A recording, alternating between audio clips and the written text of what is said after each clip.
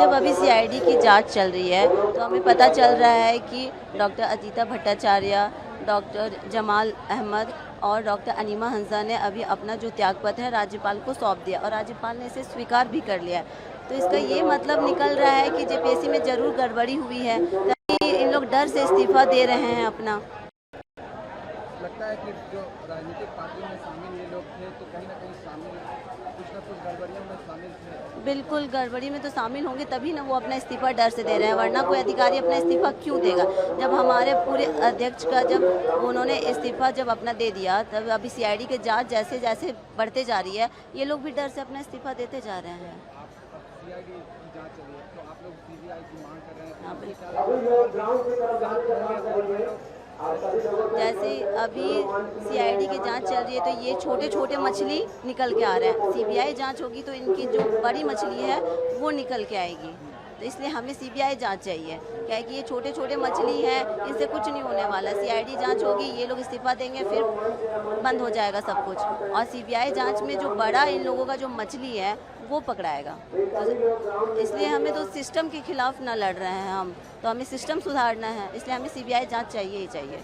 देखिए, जैसे आप देख रहे होंगे कि हम लोग लगातार ये 15वां दिन है हमारा प्रदर्शन का और कुछ लोग अनशन में हैं और आप देख रहे हो कि कैसे लोग अपना इस्तीफा दे रहे हैं। इस्तीफा दे देने मात्र से उनकी जो अकाउंटेबिलिटी है वो सुनिश्चित नहीं होगी, क्योंकि जिस कार्यकाल में उन्होंने जो गलतियां की हैं तो कुछ बच्चे जो ईमानदार छात्र थे वो बाहर रह गए, उनके साथ तो गलत हुआ, उनके साथ जस्टिस नहीं हुआ। तो उनके कार्यकाल में जो भी गलत काम हुआ है उसकी निष्पक्ष जाँच होनी चाहिए और कड़ी से कड़ी कार्रवाई और कड़ी से कड़ी सजा मिलनी चाहिए, ताकि संवैधानिक पदों पर ऐसे ईमानदार लोग आए जिनकी छवि पहले से अच्छी हो और अगर वो इस्तीफा देते हैं तो उनके कार्यकाल में जो भी गलतियां हुई है उसको उस समय कड़ी से कड़ी सजा मिले, ताकि भारत में, झारखंड में ही नहीं भारत में ये संदेश जाए कि इस तरह के पदों में अगर आपकी संलिप्तता पाई जाती है, जवाबदेहिता या पारदर्शिता की कमी होती है या भ्रष्टाचार में पाए जाते हैं तो आपके साथ सख्त कार्रवाई की जाएगी और पूरा देश आपके विरोध खड़ा रहेगा। सिस्टम में पूरे तरह से जो इस्तीफे हुए हैं इसके बाद क्या लगता है?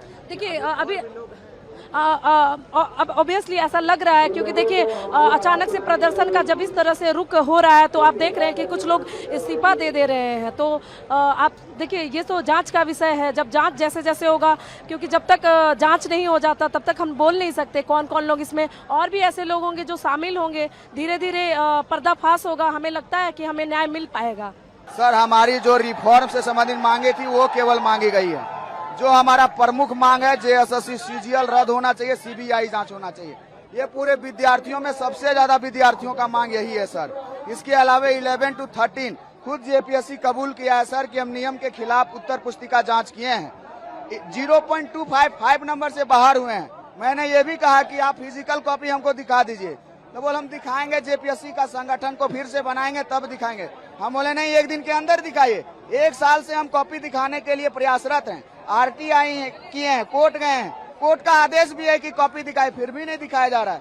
तो इसमें कुछ नहीं बोल रहे हैं, ठीक हम जांच करेंगे। जांच करेंगे, क्या जांच करेंगे आप? पहले रद्द कीजिए, चूंकि अनसंवैधानिक रिजल्ट है, सीबीआई जांच कीजिए, तब जाकर के छात्रों के साथ न्याय होगा।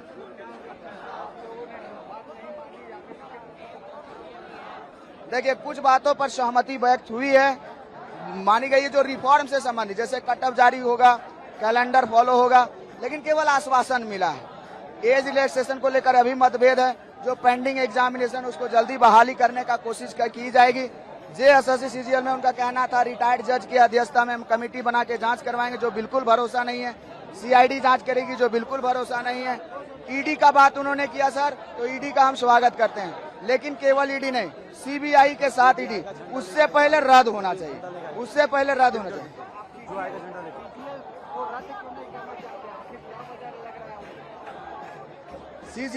सीजीएल का उनका कहना है कि रद्द इसलिए नहीं करना चाहते हैं क्योंकि मेहनती लोगों का भी सिलेक्शन हुआ है।